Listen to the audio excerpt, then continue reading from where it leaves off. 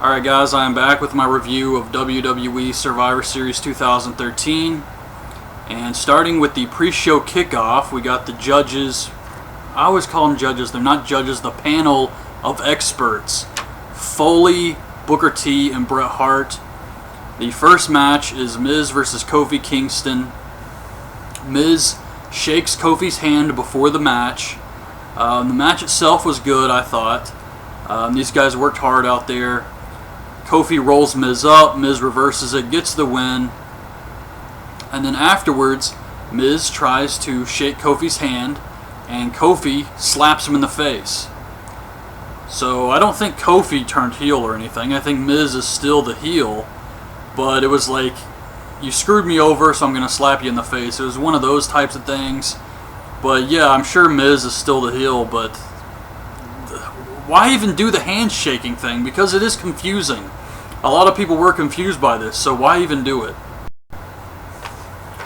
So we get the traditional Survivor Series match with Goldust, Cody, Usos, and Rey Mysterio versus Real Americans and S.H.I.E.L.D. At the beginning of the match, Zeb Coulter is cutting his promo about Boston. And he says that people waste their time doing dumb things like twerking, and then he twerks a little bit. And then Cody Rhodes says, nobody wants to see you twerk, and then Cody Rhodes twerks. It was weird. But the match itself, I thought this was a good match. After watching this match, I really wish there was another traditional Survivor Series match on this show. And I'm not talking about the Total Divas one. But yeah, this was a lot of fun. Ambrose is yelling at the ref. Cody rolls him up, eliminates Ambrose first. Rey hits the 619 on Swagger. The Usos hit the splash to eliminate him. Cesaro swings both the Usos, but Cody gets in, flips over Cesaro, pins him. Cesaro's out. Reigns eliminates one of the Usos with a spear, then he eliminates Cody with a spear. Rollins eliminates the other Uso with a stomp to the head. And don't worry, I'm not going to do this for the Total Divas one. This is just for people who want to know what happened.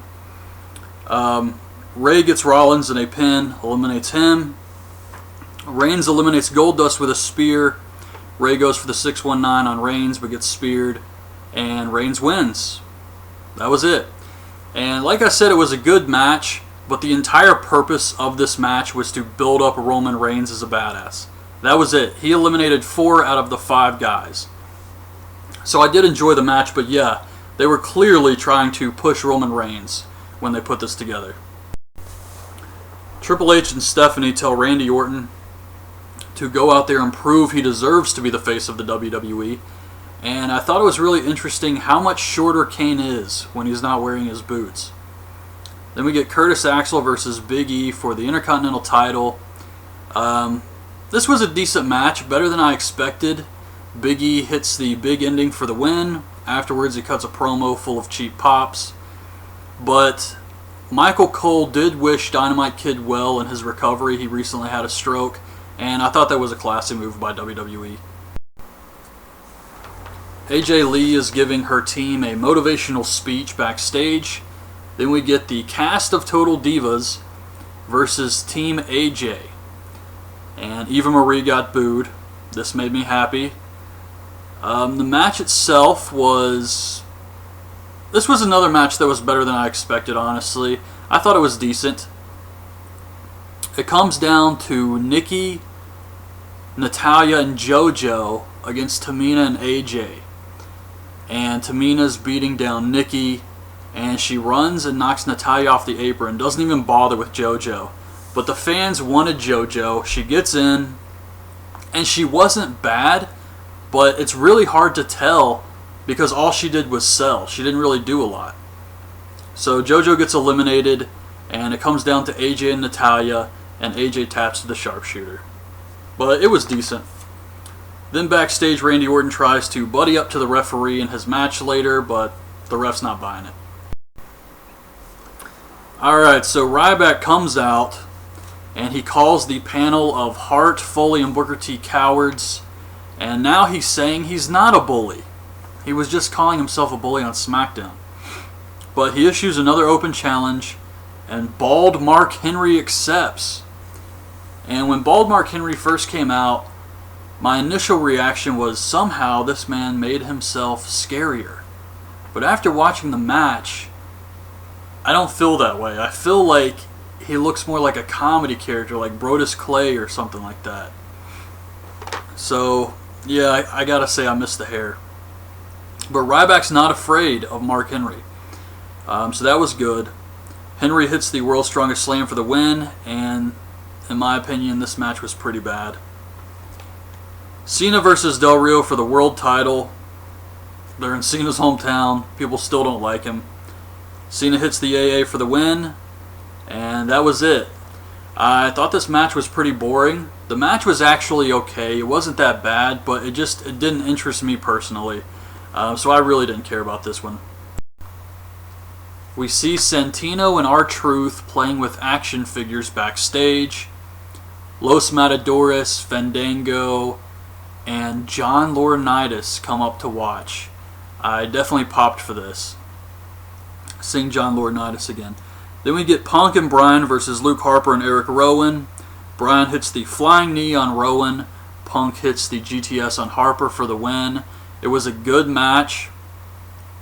And I actually thought Bryan and Harper were the stars of this one. Those guys just... It was basically a match between Daniel Bryan and Luke Harper. But it was really good. And afterwards, Bray Wyatt's pissed off. So this feud is not over. I'm happy about that. Bray Wyatt, up until now, has been kind of laughing everything off. Even when Punk and Bryan attack the Wyatts, he just laughs about it. But after this, I think he's going to become more vicious and actually want to destroy Punk and Daniel Bryan. So I'm definitely happy the feud's going to continue. We see John Cena talking to the Authority about his arm. And Randy Orton comes up and he's pissed off. They're talking to him like, you trying to make this guy the face again? So Orton storms off. We get Randy Orton versus The Big Show for the WWE title. The fans shit all over this match, chanting boring, multiple Daniel Bryan chants. They just did not want to see this match. This is not what is best for business. Oh, the WWE sometimes. So during the match, the Authority comes out, distracts the Big Show. Randy Orton hits him with the RKO, and then he punts his skull for the win. What else happens here? Well, that was the end of the match. Then Cena comes out holding the world title. He gets in the ring, holds up his belt, has a stare down with Randy Orton. Randy Orton holds up his belt, and that was the end of the show. But what WWE doesn't seem to realize is the fans don't like either of these fucking guys.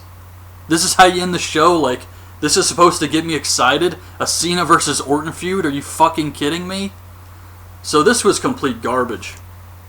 The pay-per-view itself, I didn't think was that bad.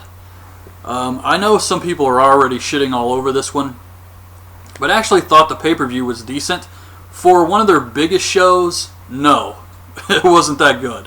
But for just a regular pay-per-view, it was okay. Definitely had some good matches. I wish there was another traditional Survivor Series match on this show, but and another thing, it's not worth the price tag. That's for damn sure. So it did have its disappointing moments. The main event was just ass, but the rest of the show I thought was pretty good. I liked the Wyatt's tag match against Punk and Daniel Bryan.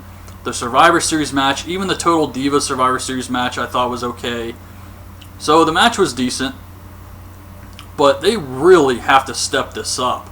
I mean, you're talking about Battleground being absolute crap, followed by Hell in a Cell, which was slightly less crappy. And then you get Survivor Series, which is one of the biggest shows of the year, and it's like, it was an average pay-per-view, really. I mean, you go into Survivor Series expecting something great, and it was better than I expected just based off that crappy-ass card they gave us. But it's still, this show could have been so much better. So anyways, that's Survivor Series 2013. It was pretty disappointing for a Survivor Series, but we still got TLC to end the year, and hopefully they can really bring it with that. I mean, they have some really talented guys who can go out there and use those stipulations, and that's probably what's going to happen. The undercard's going to, and the midcard's going to steal the show, and we'll probably get a crappy main event like fucking Big Show versus Triple H. Or Cena versus Orton, my god. So anyways, that's my review. Hope you guys liked the video. Leave your thoughts on this pay-per-view in the comments, and thanks for watching.